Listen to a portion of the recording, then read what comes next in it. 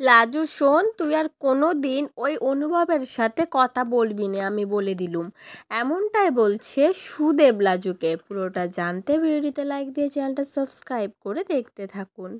কোণে দেখা আলো সিরিয়ালের আজকের পর্বে আমরা দেখতে পাবো সুদেব অনুভবের বাড়ি থেকে বাইরে এসে লাজুকে বলতে থাকে, এই লাজু শোন, তুই আর কোনো দিন এই বাড়িটাতে একদম পা রাখবি না, বলে দিলুম।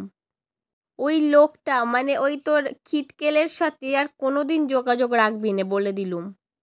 বড্ড বাজে লোক ওরা, একদম ভালো নয় রে।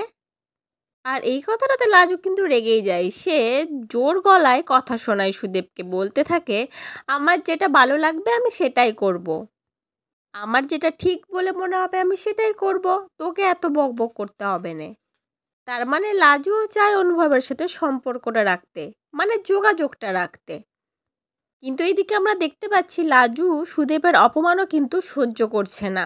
অনুভব যখন সুদেবকে লাজুকে নিয়ে না যাওয়ার জন্য অনেকগুলো কথা শুনিয়েছিল, লাজুও কিন্তু সুদেবের হয়ে অনুভবকে অনেকগুলো কথা বলেছিল।